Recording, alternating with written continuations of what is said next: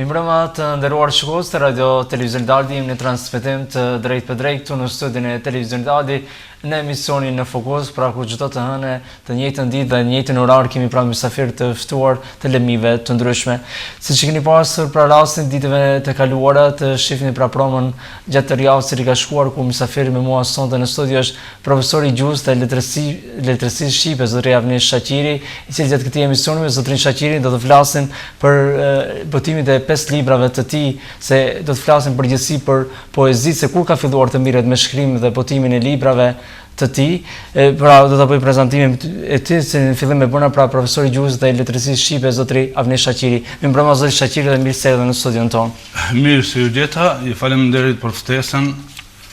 Një përshëndetje për stafin realizjues dhe udhëheqës të Televizionit Aldi dhe një urim në përvjetorin e 10, me dëshirë që kjo shtëpi informative të jetë zëri së vërtetës për luginën e Preshevës në përgjithësi dhe për Preshevën në veçanti.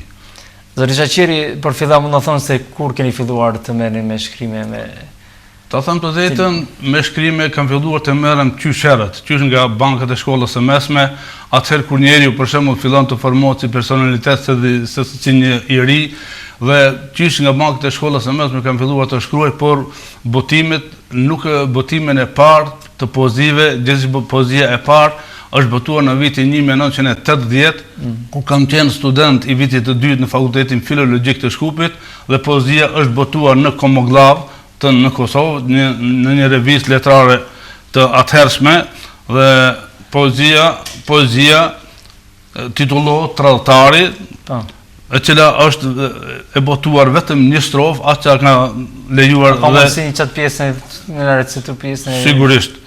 Poezia do të mban titullin Tradhtari. Është njeri pa besë, tradhtine ka shënjesë, s'ka ndjenja fare, vdesme i poshtër, vdesme marre. Këto janë ndjenjat të cilët për shembull si student dihet se në çfarë thanash jemi shkolluar, në çfarë situate politike ka qenë popullata shqiptare, e posaçërisht popullata intelektuale dhe rinia shqiptare në përgjithësi. Do të thonë ka qenë qysh në vitin 1980 që vetëm keni startuar pra me të mirën me ashtu, do thotë me botim të poezive kam startuar në vitin 1980, gjithsesi me këtë poezi dhe në këtë fletush letrare, të cilën jam mirënjohës dhe kemi pas një lloj bashkëpunimi me studentët e Kosovës që kemi qenë dhe kanë studiuar në fakultetet të ndryshme të Shkupit. Profesor, me qëse jeni pra ju profesor gjuhës dhe letërsisë shqipe, a mund të thoni ç'është poezia për ty? Po të them poezia gjithçka poeti, veprën poetike dhe poezinë e shkruan për dy qëllime. Qëllimi i parë është që poeti të shfaqë ndjenjat e veta, dëshirat, gëzimet, mallëngjimin, hidhërimin, dashurinë dhe të shfaqë botën intime të vetën dhe dëshirat për jetën, për popullin, për atë dheun, për të dashurit e vet, për njetit, për nënën, për baban, për fëmijë dhe për të gjithë të tjerët. Dhe mënyra e dytë, qëllimi i dytë është që poezinë poeti t'ia afrojë lexuesit, që ai ta përjetojë atë në mënyrë shpirtërore dhe artistike dhe estetike. Profesor, botimin e librit parë kemi bërë fjollë kujtimi, botimi në vitin 1999. Ashtu. Çfarë përmban ky libër fjollë kujtimi? Para se të kalojmë te libri i parë, gjithsesi dua të flas edhe pak për poezinë. Poezia është një gjë e cila ka burimin thellë në shpirt dhe në zemër. Dhe shpirti trazohet me anë të ndjenjave. Kështu që njeriu gjithmonë duhet të pasur kujdes që shpirti nuk duhet të trazohet shpesh dhe të shkruaj, ta detyroj veten të shkruaj. Unë nuk mund ta detyroj veten të shkruaj. As nuk mund të shkruaj asnjë fjalë të vetme nëse nuk mbushem me energji, nëse nuk më grumbullohen ndjenjat në shpirt dhe në zemër, dhe mos të bëhet për shembull njeriu filloj ta shkruaj një varg dhe nuk mundem ta mbaroj kur strofën. Por kur më vije si bioenergji njerëzit që kanë, kur më vije dhe grumbullohen të gjitha ato ndjenja, në një moment e ndjej se kam dëshirë dhe nevojë që ato ndjenja t'i paraqes në letër dhe t'i ofroj edhe lexuesve normal përmes botimit. Dhe në një farë mënyre poeti gjithmonë e fton disi lexuesin që të bëhet bashkëtari i aventurës për të hyrë në brendin e poezisë. Dhe një fjalë kam, dua ta përmend poetin e shquar të modernitetit shqiptar, poetin më të shquar të letërsisë shqiptare, Lazgush Poradetin, dhe ai gjithmonë nisem nga mesazhet dhe porosia e tij. Ai për poetin shprehet kështu. Poeti duhet të jetë kursimtari më i madh i fjalëve. Ta thot maksimumin e ndjenjave me minimumin e fjalëve. Do thotë nuk është të thonë që vetëm të jepet kuantitet pa vlerë, por të ketë ajo cilësia, ajo që shkruhet dhe hodhet në letër. Nga vjen inspirimi, profesor, nga çka më së shumti dhe kur është koha përshtatshme për të ulur dhe të shkruar një poezi? Në një farë mënyrë e përmenda kur është koha përshtatshme, për mua për shembull. Por njeriu unë nuk mund ta detyroj vetëm të them aq sa ta bëj një poezi dhe ta shkruaj. Inspirimi vjen nga gjithçka. Më kujtohet një poet nga Maqedonia kur thoshte poeti inspirimin e gjen në fijen e barit. Bari lëviz, ai inspirohet. Në këngë, unë po them gjithandej dhe gjithkund poeti mund ta gjejë inspirimin dhe dëshirën për të shkruar. Në këngën e bilbilit, në vajin e fëmijët, në këngën dhe blegërimin e qendjave, në zërin e bujkut, në zërin e shkollarit, në zërin e profesorit, në bisedën dhe dashurinë mes njerëzve, në përshëndetjet në rrugë mes njerëzve, po edhe zëngat mes njerëzve, gjithmonë të poeti lën vrag dhe në një moment i lind inspirimi për ta përcjellë mesazhin dhe për ta hudhur të bukurën dhe për t'i afruar njerëzit me anën e fjalës poetike, por nga ana tjetër edhe për t'i kritikuar dhe për t'i kritikuar vetë këqija të njerëzve në mënyrë që të ndikojë në bashkëjetesë, në sinësi të mirë, në vëllazëri dhe gjithë çka që është e mirë për jetën e njeriu. Profesore, gjatë këtij brenda emisionit do flasim më gjerësisht pra për poezinë, për sa janë të rinj të interesuar. Do flasim pikërisht për pyetjen tek libri i parë pra të vitit 1999, fjoll Kujtimi. Për çka konkretisht? Ta them të drejtën, ato poezi kanë qenë të shkruara për një periudhë të gjatë. Do thotë që nga koha e shkollës së mesme, shkollën e mesme kam kryer në vitin 1979, gjatë kohës së studimeve dhe pastaj një kohë të gjatë, kam pasur rreth 200 poezi të shkruara, por në mënyrë përshkruese të stërgjatura, të cilat kuptohet se cila fjalë nuk e ka pas vendin dhe cilësinë për të hudhur në letër, dhe për fat të mirë në një takim me poetin e shquar Preshevar, gjithsesi poetin e shquar nga Rovica, Jonus Fetahin, i cili është redaktori i librave të mi, ati një kam ofruar për t'i lexuar dhe ai nga të gjitha ato poezi ma ka nxjerrë këtë libër solide, për shembull fjoll Kujtimi, dhe ati bëhet fjalë për jetën, për njeriu, për dashurinë, e sidomos ka mjaft poezi për gasarbeterët, gjithsesi punëtorët tanë, vëllezërit dhe motrat tanë që jetojnë në gurbet.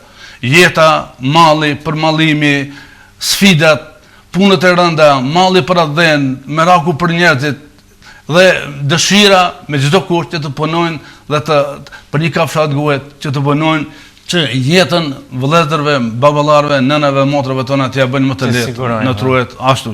Po di se shumë të rinj pra kanë edhe emigruar në vende të ndryshme europiane, pra pikërisht. Ashtu fatkeqësisht migrimi, kurbeti është plaga më e vjetër e popullit shqiptar që fatkeqësisht ende s'ka gjetur shërim dhe fati më i keq që lugina jonë, Presheva jonë e bukur dhe e dashur, po zbrazët gradualisht, është fati tragjik i yni, dhe Zoti e u përmirësoi dhe u ndal ky migrim.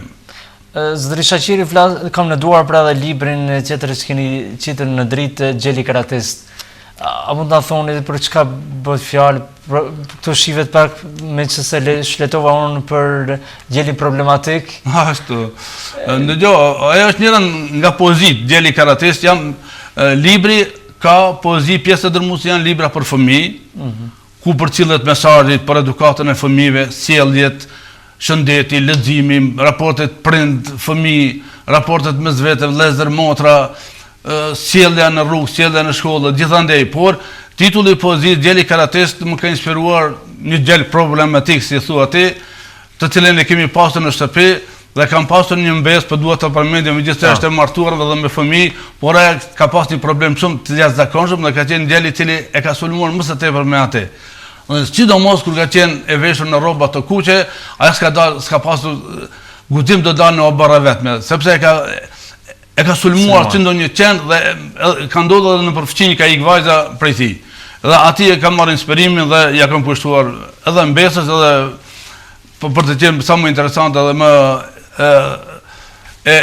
afërt për fëmijët, për të fëmija, edhe për ta lexuar, edhe për ta shijuar, po edhe për të disponuar gjatë leximit të tyre. Po ata sa ka qenë pritur nga fëmijët, ku shoh se mjaft ka pra që i dedikuar pra pikërisht fëmijëve. Po bota e fëmijëve është bota më e këndshme. Nuk ka botë më të qiltër, më të pastër. Fëmija është margaritar, është i pastër si ari, është fëmijë i cili ndjenjat i ka të pastërta dhe bota e tij është e pakufishme. Ai nuk din të urrej, ai din vetëm të dashuroj, ai din të ngacmohet për momente të vogla, por shpirti i tij nuk lëndohet dhe nuk e pranon lëndimin dhe ildhimin. Ai prap kthehet dhe i qasit se cilet njeri të cilin le takon. Bota e tij është aq e pastër sa po të ishin të gjithë njerëzit me ndjenje të fëmijë, kush do të bëshin as probleme në botë, as luftra dhe asgjë tjetër. Në këtë libër, profesor, po shoh se keni kushtuar dhe mësuesit. Ashtu. Mësuesi, unë vetë jam mësues në një farë mënyrë, është emri më i dashur, më i respektuar, është ndjenjë humane, ndjenjë patriotike, ndjenjë adhetare, është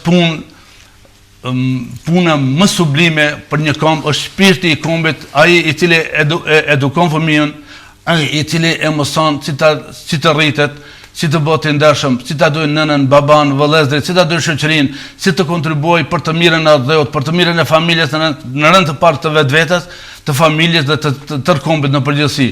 Dhe bota e tij është aq e pasur dhe e qiltër saqë çdo kujt mund të për çdo këndin mund të jetë shembull për një jetë të lezetshme dhe të mirë.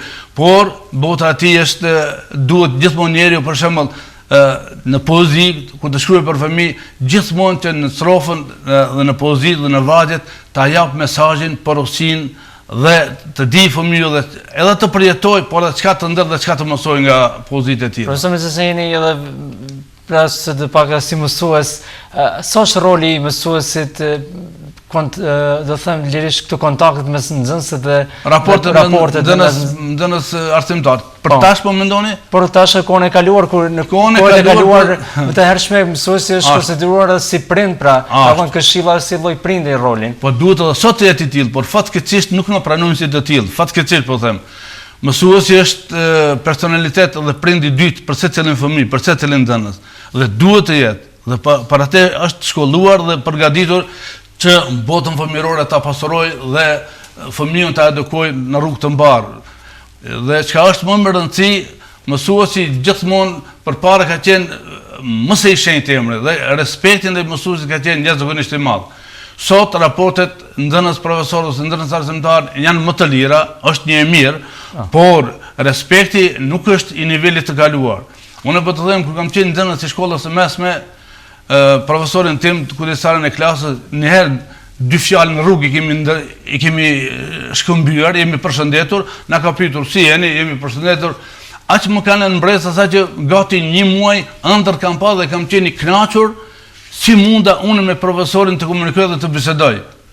Sepse ka qenë respekti shumë i madh. Kurse sot liria është më e madhe, nxënëse ka nxënës të mirë, të kulturuar, që të mbjellin dhe të ngjallin dashurinë dhe respektin dhe dëshirën për të punuar me dhe për të edukuar brezet e ri. Zëri, të nderuar shikues, tani shkojmë pra me disa poezi që ne kemi përgatitur pra nga nxënësit e shkollës së mesme teknike Preshevën e Preshev, ku pra do të e para do të jetë pra poezia Çamëriot, dy bibanat e flokë gjatë nga nxënësja Nora Musliu, nga që dy do të jetë plag mbi plag, pra nga nxënësja Riza Veseli, si dhe do të jetë poezia për mërgjimtarët të librit Plag mbi plag nga Shukria Latifi. Le të ndjekim këto dhe të kthehemi sërish në studio për të diskutuar.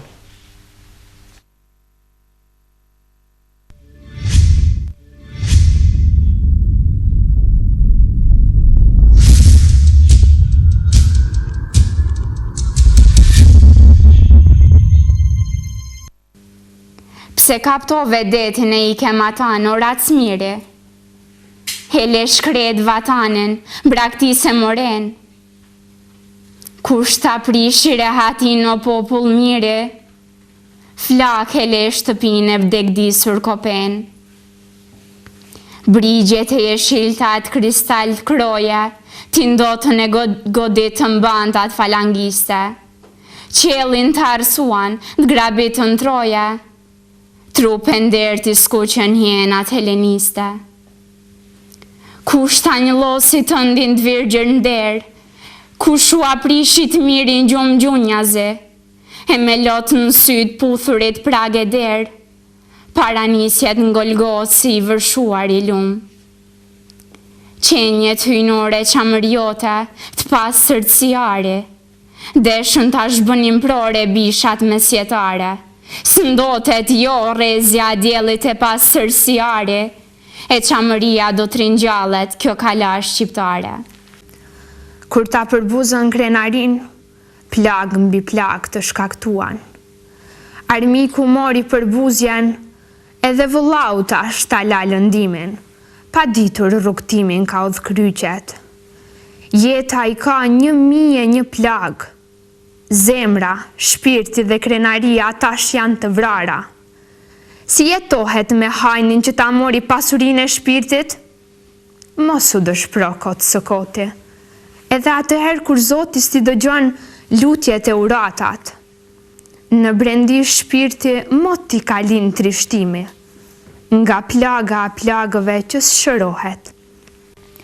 Aq sa shkuat ardhshi më tepër, këtë vend mos e harroni dot, se s'kan botë më të mirë vepër, shqiptar vetes, kur si thua kot. Dijeni, ne ju presim me dëshirë, ashtu si pret vëllau vëllan në votër. S'ka si është në jetë më mirë, kur plot mbushet e jona sofër. Ardhje tuaja qofshin rjedh lumi, gjersa atje s'mbetet as një I vetëm. Atëherë do të fanitet I huaj I zullumi, e jani sa më shpesh sa nuk u tretëm.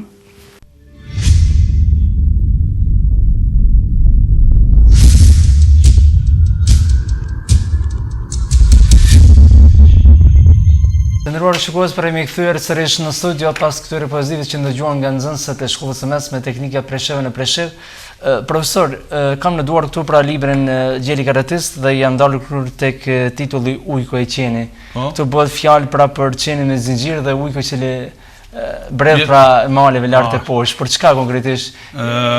Kjo poezi ka të bëjë me lirin personale, lirin njerëzore, lirin kombëtare. Dhe mesazhi dhe figuracioni ka të bëjë me atë që njeriu gjithmonë dhe çdo gjë e gjallë në jetë dëshiron të jetë I lirë.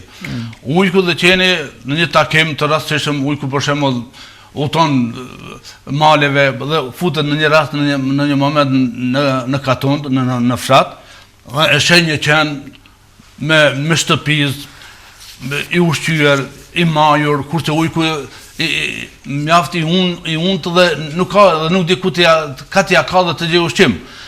Mirë po në një moment kur I shkon për skaj, ujku e sheh qenin me zinxhir, ja sheh zinxhirin në qafë. Kur e kupton se është I lidhur, atëherë ujku asgjë nuk dëshiron të jetë, nuk don as pak të krahasohet me qenin, por don të jetë I lirë në jetë dhe nuk e pranon një jetë të lidhur, dishis të mbyllur në kafaz. Dhe në atë poezi ujku dhe qeni, ku është botuar, mesazhi është krejtësisht në strofën e fundit, porosia e poezis, por fatkeqësisht ka rënë nga botimi. Por unë e di strofë dhe po të recitoj për ta kuptuar mesazhin dhe porosinë e poezisë.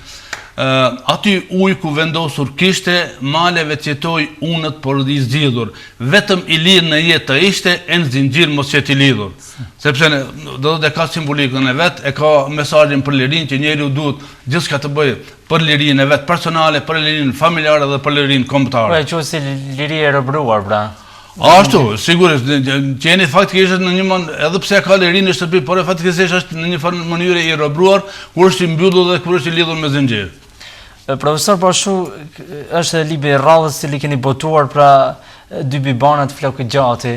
A mund të na thoni se kjo është pra poezi për fëmijë konkretisht? Ka poezi për fëmijë, ka edhe për të rritur, por pjesë e dërmuese janë poezi për fëmijë. Çka është jeni fokusuar më së shumti në këtë libër? Po si gjithëherë, te fëmijët për shembull nga përditshmëria, nga jeta e tyre, nga sfidat, nga problemet me të cilët preokupohen, nga ndërskambëtat në jetë, nga gabimet që I bëjnë në shtëpi, nga frikat, nga gëzimet, nga gjithçka. Dhe më konkretisht për shembull dy bibana dhe flok gjati jam inspiruar për shembull është poezia dhe me të njëjtin titull kur nipi im, djali i vëllait, tash është në vitin e 3 gjimnaz, gati ka qenë çdo ditë në luftë sipër me 2 bibana, me 2 qyrana në shtëpi. Ata gjithnjë ai po mos dilte me shkop në obor, s'ka pasur guxim kur të dal pa shkop. Meqense e sulmonin sikur ujq në shumë të rasteve ka hyrë duke qarë dhe duke vajtuar në brenda. Dhe ne si familje qeshtim aqan dhe ik burrë prej bibana. Dhe nuk e dini se sa të pabesjan ata. Kur e kishte shkopin i përmbyll dhe i rrafte gjithse. Do të inspirimi ka qenë i kësaj poezie konkrete nga ngjarja dhe nga jeta e nipit, por ka poezi të nduar, ta mund të shfletoni dhe të gjeni poezi të tjera të cilat janë për fëmijë, por ka edhe poezi për të rritur. Profesor, në këtë keni bërë një thënie që thon paraja dhe ndera ndokujt nuk të vjen as për faqet e zezë. Ashtu aforizmi im të cilin e kam formuar dhe porosia, mendimi im se është e vërtetë se gjithçka njeriu nuk duhet të lidhet me çdo kujt vetëm për paran. Sepse paraja nuk është gjithçka. Paraja nuk sjell fat.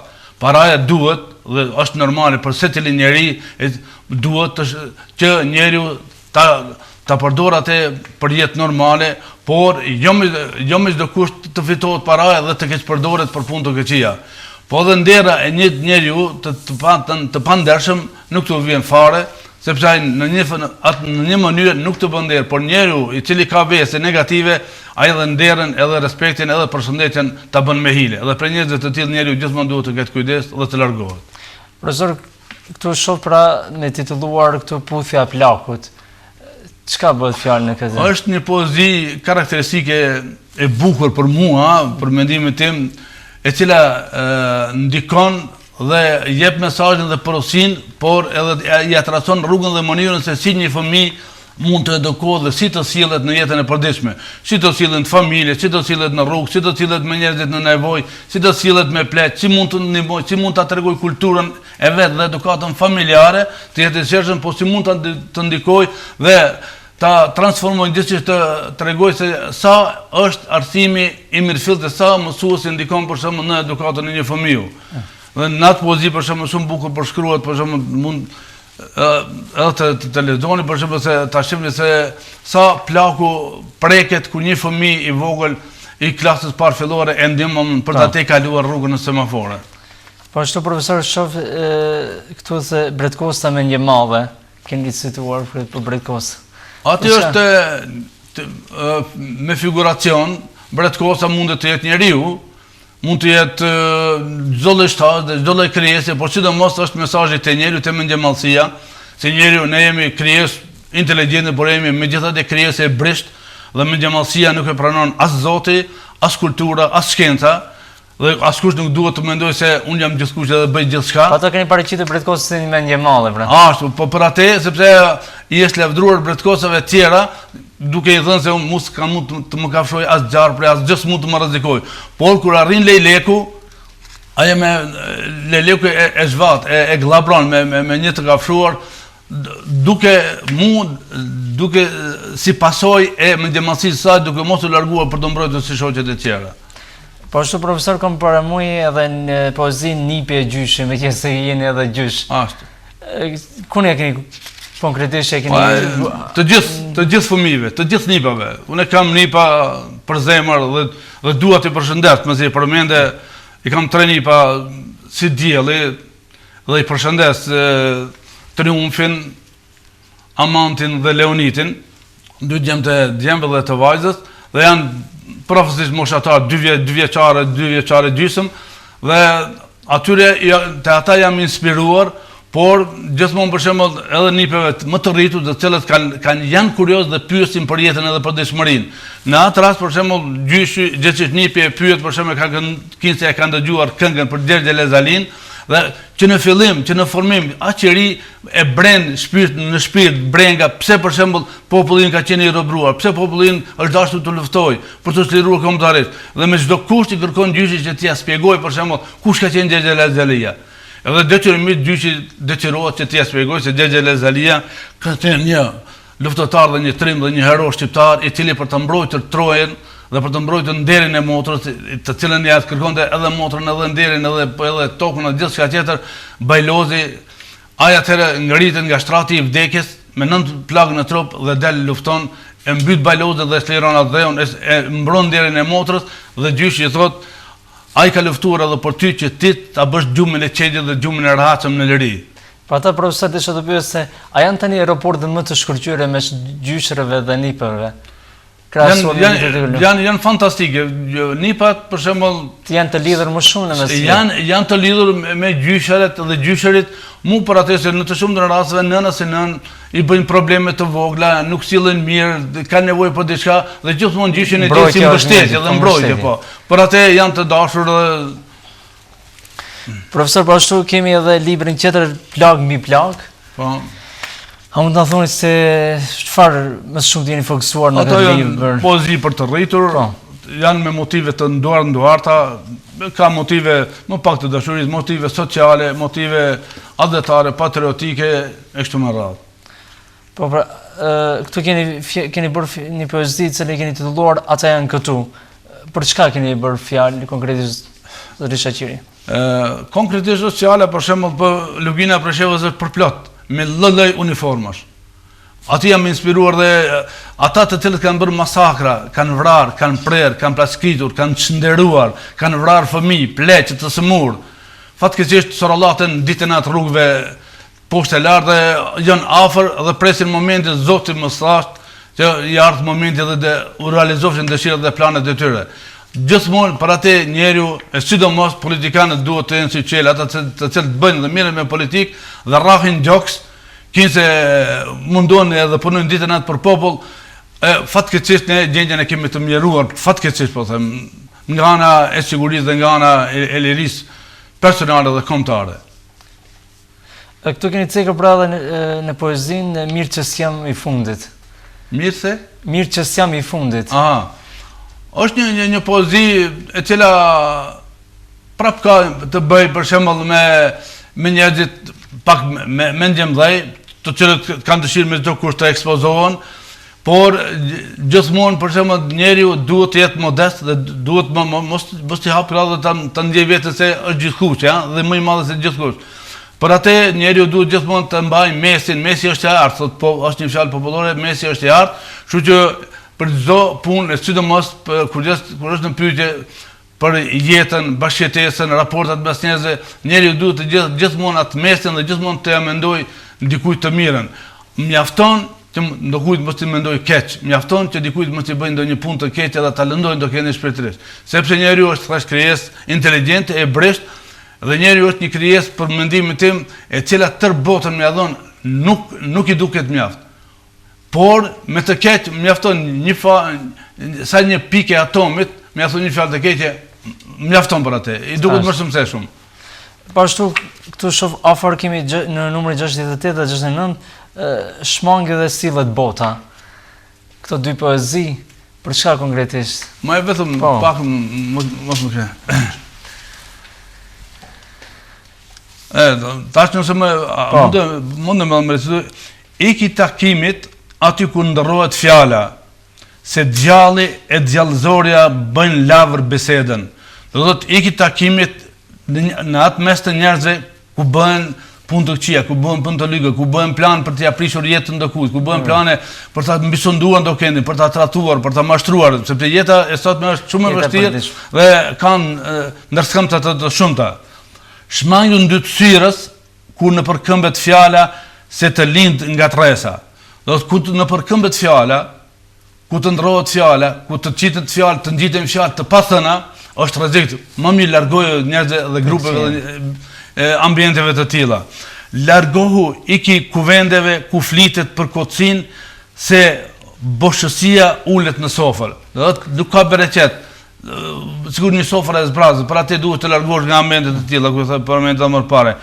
Ik shmangu, largohu nga aty ku fjala ndryshohet, do thotë ku ti thu diçka tjetër, kurse njerëzit ta interpretojnë këtë në mënyrën e vet.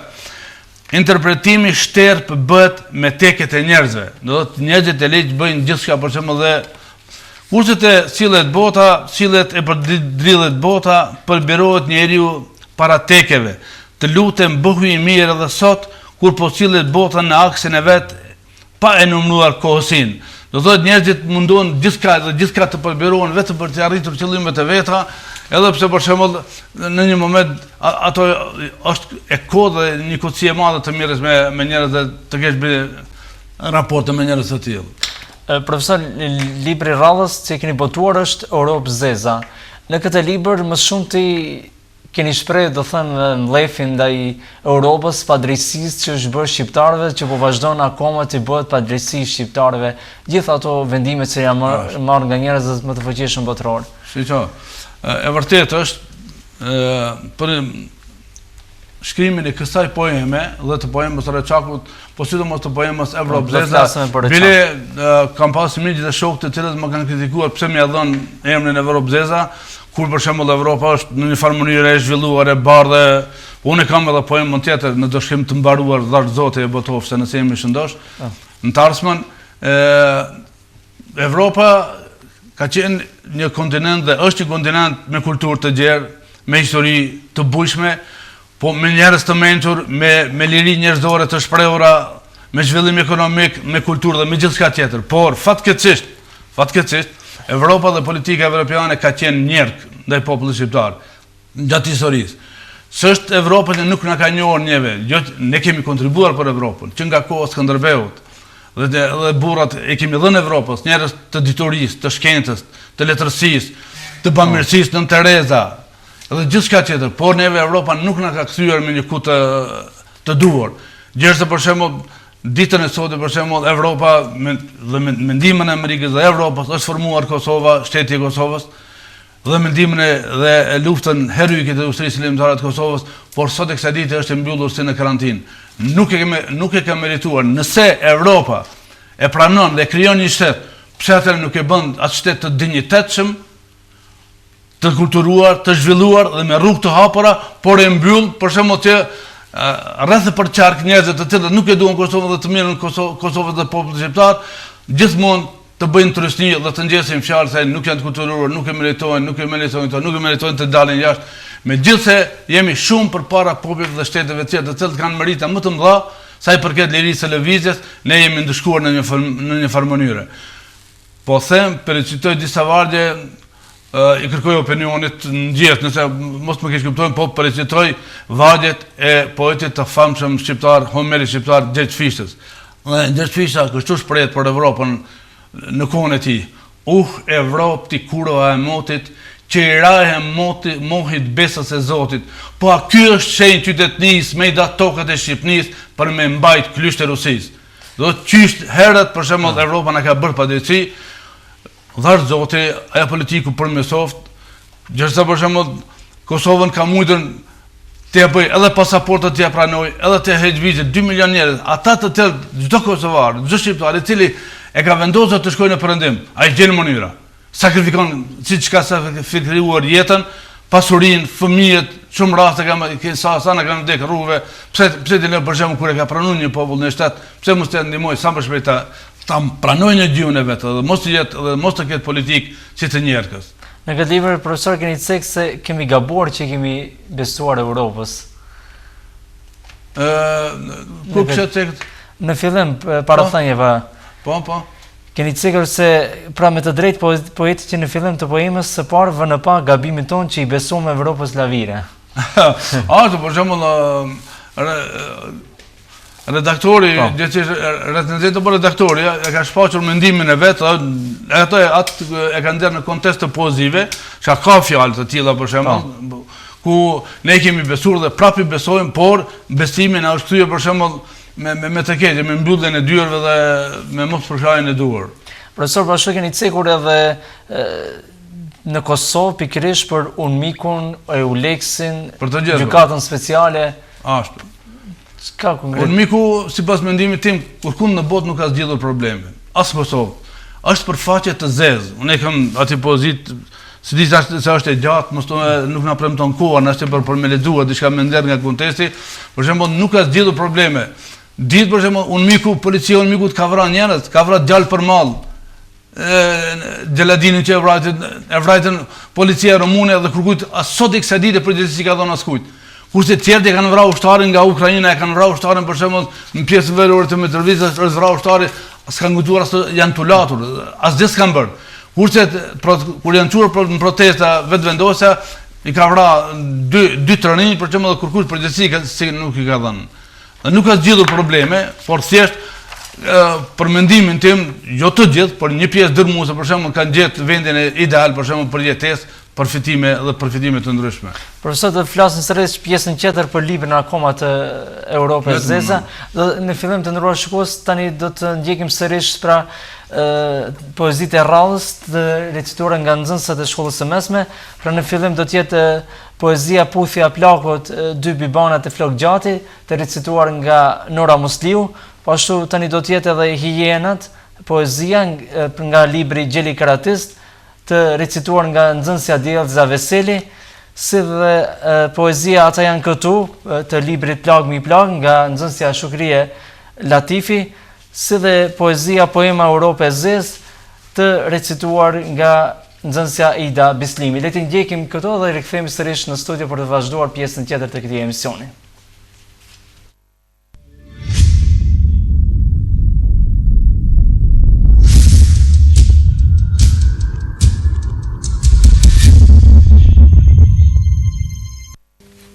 Një plak me kruc kaj rrugës po priste, me një zët but për ndim thëriste. Priste plaku i gjorë, ngjyrat nuk i dalonte, me basun në dorë ma ta ndot skalonte. I lëvizte këmbët, në rrugë i lëshonte, i shtrëngonte dhëmbët, por të kaloj zgudzonte. Gente se nga piku afër plak mirit, i ëmbël si fiku i ngjan të lule blirit. Eja gjysh me mua, mos ke frik fare, për sjell jam ka mësuar e mira abetare. Gjyshit loti i shptoi, kur genti e ndihmoi. Në faqet gentit por si moll, mbetjet puthurës njoll. Forte puthi plaku i thinjur, për jetë mbare uroi. Lumë nëna që t'ka lindur, lumë mësuesi që të mësoj. Klasa parë, kur dëgjuan për gentin me përvoj, si cilën ata mësuan me njerëzit në nevoj. Gjak dhe vetëm gjak, duan hienat karpatjane, heu pifshin gjakun e vetë. Mish dhe vetëm mish njeriu, duan kanibalët, heu ngrënshin mishin e vetë. Gjak e mish njeriu, duan gjak pirsit, heu mbyqin në gjakun e vetë. Ata që vranë e prenë, prap sillen vërdall. Bën kërdi në ko, e prap sillen si të gjallë. Hienat vetëm gjak kërkojnë, janë kanibal të vërtet. Ata spërtojnë të presin, të nuhasin njeriu në errësirë. Ata në isu ka i vranë, pren, dogjën, përvëluan pleqe fëmi. Lë kurzinjt su turpëruan, kur darsm të meri bën për njerin. Sa her dëgjoj daullet e kohës, mishërat rënqethen, zemra lëngon, më kujtohen karpatianët gjbën. Ata sillen prap këto, kjo më lëndon. Dëgjoj britmat e të masakruarve, gjëmën e mallkimin e nënave, që halë në sy e helm në zemër kanë. Ndaj hordhive të egra karpatiane, ata presin e vetëm vështrojnë. Qarten e kanë dëshirë të masakrojnë.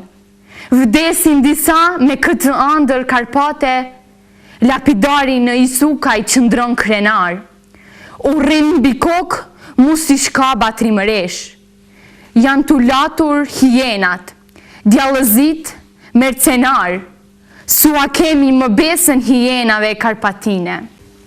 Gjithmonë gabuam kur gjykuam për ty Evropë, duke imagjinuar se e më e mira në këtë botë. Ndëruam e besuam se e rrezja diellit të lirisë. Për ne ndrimtarët e pranverës, bijët e lirisë. Kishim bindje se me ty jemi alat, e me ju në jetë do të na pri më i miri fat. Imagjinuam si e aqafër si mi që thua, me qiltërsin ton të pastër si ujë në krua. Gjatë shekujve frymuam në jetë, mu si Evropa. Jo pse të shtirëshim po synonim tuaja të mira porta. Jo me lajka e mashtrime si cadera, me shekuj pritëm të navi e ngrot edhe të ne pranvera. E në fund, si gjithmonë, na mbyll dera. Për qafimin tënd e pritëm ndrisi për tek, po që na dole fut e zez, mu si e keqa njerk. Dikur të mbrojtëm edhe nderin me tona tjetra, e me qka na shërbejve ti moj e shkreta? Në kancelarin tua dikuj bëhet coptimi, e në troje tona në të gjithë arbërin dëgjohet vaj mallkimi. Atë botë Evropë, gjunjëzoshin të ti, dhejl pra Balkanit, gjersa uqit në la për herë, gëlbronin pjesë të vatanit. Sa ata kishin kra në Rusi, diku në Karpate, që jep të gji në nen të zeza, mu si fantazma nate. E më e zezë se të rina, Kosova ime është sketera. Kur soj ytë për atë dhe e frenon, të vi pranvera. E Kosovë, të zezuan jetën e të bën fut. Spari Evropa, pastaj uniku të futën në skut. Por shumë të tepër gjithë patriotët dhe literët, me hajni plaçkitje, filluan të thunin ëndra që herët.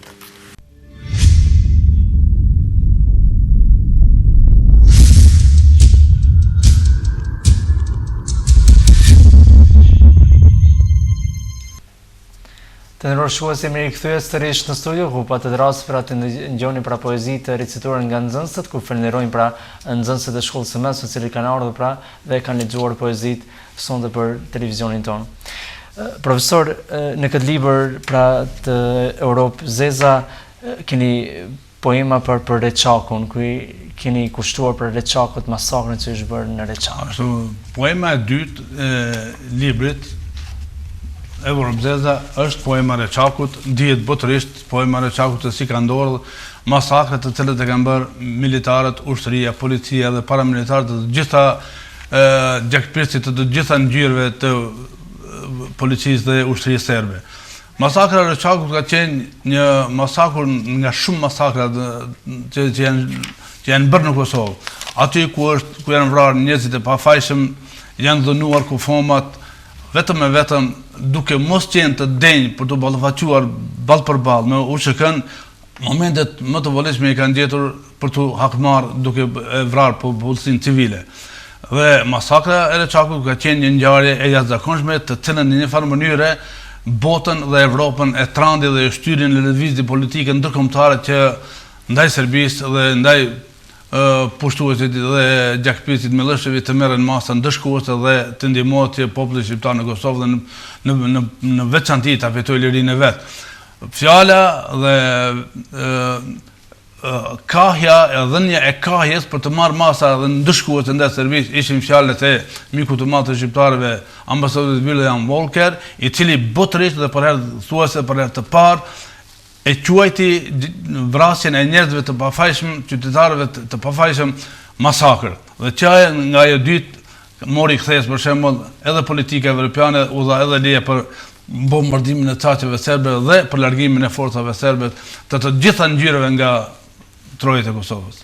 Profesor, me qëse gjatë këti mësëm pra zbërthujem të gjitha libra një nga një pra biseduam për këto, a më ndodhën sa është vështirë të botosh libra të këtij? Nuk është lehtë të botohet një libër, por është kënaqësi të botohet një libër, duhet të punohet mjaft. Poezia është një lloj krijimi poetik, sikur kur merr për shembull një skulptur, një skulptor e merr duhet ta bëj pa formë, ta marr vetëm formën e një drure, një guri dhe duhet ta përpunoj me javë, me muaj, ndoshta edhe me vite të tëra për t'ia dhënë formën e dëshiruar dhe për ta ndjerë një skulpturë të dëshirueshme dhe të vlefshme. Edhe poezia duhet të krehet, duhet të përmirësohet, të shkruhet, vjen inspirimi, e shkruan, e qet në letër, pastaj e lexon, e përmirëson, ja ndron vargjet, ja ndron rimën dhe gradualisht e formon një strofë, një varg, një poezi, poezin tjetër dhe gjithë të arrije që gjithë të bën numrin e caktuar për ta botuar një përmbledhje solide poetike. Ajo i ka sfidet e veta, ka punë, duhet të punohet, thash, nuk janë libra të përkryer, për mua janë të jashtëzakonshme dhe nuk ndrojnë me pasurinë e botës, por njerëzit dhash Zoti që i pranofshin lexuesit mirë, sepse thash, poezia gjithsesi vepra shkruhet për dy qëllime, për të shprehur ndjenjat e veta, dëshirën për jetën, për popullin, për njerëzit, për atë, por edhe për njerëzit, gjithsesi për lexuesin që ata të shijojnë atë estetikisht dhe shpirtërisht. Pastaj sfida tjetër është për shembull nga ana materiale, duhet një para solide për shembull për të botuar një vepër, në kushtet e thana tona duhet njeriu të punojë mjaft për të grumbulluar parat për të botuar një libër, por kur botohet gjitha harron dhe e vlen. Vllai Zoti dalshin edhe botime të tjera, edhe të tjera të ushtofshin edhe poetë dhe fjala shqipe dhe mesazhi për të mirën e kombit, për jetën, për dashurinë, për raportet mes njerëzve, qofshin sa më të pritshme, sa më të shumta. Profesor, ç'ndjesi të jep shkruarje poezisë për të tjerët? Për të shkruash për një person. Është një lloj kënaqësie, për shembull, kur ndokush ta pëlqen fjalën e shkruar, por është edhe përgjithësi. Mundi dikush edhe të qesh, mundi dikush edhe të kritikë është e mirë se ardhur nëse është tash me vend, sepse ne nuk kemi të përkryer, mund të gabojmë, mund dikush ta keq kuptoj, por megjithatë kënaqësia është e jashtëzakonshme kur unë kam shpërndar libra, kanë rri të gjithë ata familjar, të njohur, miqë, shokë të shamirë, nxënës që i kanë pasur, dhe kur e merr një fjalë miradije, një fjalë të pëlqyer, është kënaqësi e madhe, e jashtëzakonshme. Profesor, thonë, poezia po lexohet dhe shkruhet gjithmonë e më pak. A mund të flasni për një krizë të poezisë? Sigurisht se po. Është krizë katastrofale dhe është mjerim sa lexohet në ditën e sotit libri. Libri është i shenjtë, leximi është shëndet, leximi është kulturë, leximi është krijim dhe formim njerëzor, kombëtar, familjar. Leximi të jep shëndet, ta trason rrugën, të largon nga keqja. Fatkeqësisht sot për shembull lexohet shumë pak, duke mos anashkaluar të mirat e internetit, por fatkeqësisht te leximi i librave ka ndikuar shumë negativisht. Pa ta, por zvogëlon bota virtuale, interneti, digitalizimi që ka rritur pra interneti dhe apo zvogëlon edhe interesimin të marrin libra dhe të lexojnë ku dihet se shfletojnë më shumë dhe më shpejt nëpër internet. Shumë ndikon negativisht, shumë e zvogëlon interesimin për leximin e librave. Unë nuk e ndjek kënaqësinë, unë për shtypin e lexoj, fatkeqësisht që po përmendit atash, fatkeqësisht sot për shemb prej vitit të ri nuk na vjen asnjë gazetë. Është mjerim shekulli 21, gazeta mos të vi për shembull, edhe kur dikush me pompozitet tregon se Kinse janë shtete demokratike dhe lirit njerëzore janë në nivele të lartë, është fatkeqësisht para mendo ti mos marr asnjë gazetë nga Kosova në Preshevë. Prej vitit të ri s'ka ardhur asnjë gazeta. Unë edhe pse mundem të lexoj në internet gazetën, nuk më kënaq nëse nuk e marr në dorë, nëse nuk e shfrytëzoj, nëse nuk ulem me lexu gazetën. Profesor, meqense jeni profesor gjus letërisë shqipe, sa po punojnë ju si profesor dhe kolegët e tuaj të profesionit të njëjtë për të qitur kuadër të rinj, pra nxënës të rinj për të dalur poetë të mirë dhe për të shkruar libra në të ardhmen? Sa po punohet në këtë drejtim? Nuk punohet sa duhet. Me qenë sinqert, nuk punohet. Unë në kolektivin ku punoj, për shembull natyra shkollës e tillë është shkollë profesionale, por për fat të mirë kemi drejtime që janë të mira dhe të cilën në kohët e fundit kanë filluar që edhe të ne të gravitojnë nxënësit e shkëlqyeshëm. Meqense duhet të kuptojmë, kemi nxënës të cilët shkojnë për zeja dhe zanate të ndryshme dhe të cilët shkollimin e kanë 3 vite, ne nuk mund të kërkojmë nga nxënës të tillë për shembull që të jenë të nivelit të lartë. Por fatmirësisht kemi drejtimin e medicinës, kemi drejtimet ekonomike, po sidomos drejtimin e medicinës. Për fat unë gati çdo vit kam nga një paralele dhe përshëndes të parën shtat, të cilëve u jap mësim. Ajo paralele është kënaqësi njeriu me shku dhe me ligjëruar, ata të ngjallin dëshirën për mësimin dhe për legjerimin dhe për të punuar me nxënës, edhe për të nxjerrë kuadro të çdo lamie, edhe pse janë me kuadro profesionale të medicinës, ata janë të aftë për çdo lamie janë të aftë dhe të zot dhe mund të ballafaqohen dhe të krahasohen me nxënës më të mirë kudo qoftë. Përgjithësi, sa është interesi i rinjit që të mirën me libër, të lexojnë libër, të lexojnë poezi, ku di se përveç në shkollë nuk mira asnjëherë për leximin e librave, përveç që janë detyruar gjatë mësimit. Ashtu, megjithatë është lihen në arrest. Numri është i vogël, por ka nxënës të cilët janë të interesuar me çdo kusht, të janë për shembull sa më afër fjalës së shkruar dhe e provojnë veten me shkrime dhe kanë dëshirë për shembull të rangohen dhe të hinë në grupin e atyre njerëz të cilët mirën me shkrimin dhe me leximin e librave. Konkretisht e përmenda për shembull paralelen e parë sot të gjitha drejtimet e medicinës të cilëve i kam dhënë, po të cilët janë të denjë për çdo lëvdat. Janë aksionaci. A nëse leximi i librit i ndihmon në pasurimin e fjalës në çdo vend, kudo? Sigurisht që leximi i librave e pasuron edhe leksikun e gjuhës, edhe mundësinë të shprehurit, edhe edukatën, edhe relaksimin, edhe qetësimin, edhe pasurimin e ndjenjave të botës shpirtërore të secilit person. Profesor, meqenëse nga dalë erdhëm pra në minutën e fundit të emisionit, kemi limituar, pra besoj se sa të pak gjatë këtij emisioni biseduam rreth botimit të librave të tuaj, përgjithësi për rëndësinë e poezisë. Për fund, cili është mesazhi juaj drejtuar gjithë shikuesve të televizionit Aldi? I përshëndes të gjithë televizionistë të televizionit Aldi. Në rënd parë u dëshiroj të gjithëve shëndet, mbarësi në jetë, vëllazërim, afrim mes njerëzve, larg konflikteve mes vete, larg përçarjeve politike. Ju përshëndes juve edhe një stafin realizues urime 10 dhjetori. Faleminderit. Paqja, shëndeti dhe e mira sundoft në lugin, dharë Zoti e mos u largofshim të gjithë, dharë Zoti që presheva të jetë gjithmonë përplot si ka qenë më herët. Dhe i priftë mbara. Faleminderit. Faleminderit profesor që ishte pjesë të emisionit dhe i përgjigje ftesës. Ishte kënaqësia ime, ju faleminderit. Faleminderit. Të nderuar shikues, erdhëm në fund të këtij emisioni ku me mua sonte mesafinës do ishte profesori gjuhës dhe letërsisë shqipe Rtv Avni Shaqiri. Ju faleminderit për vëmendjen. Mirupafshim në javën e ardhshme të njëjtën ditë, të njëjtën kohë.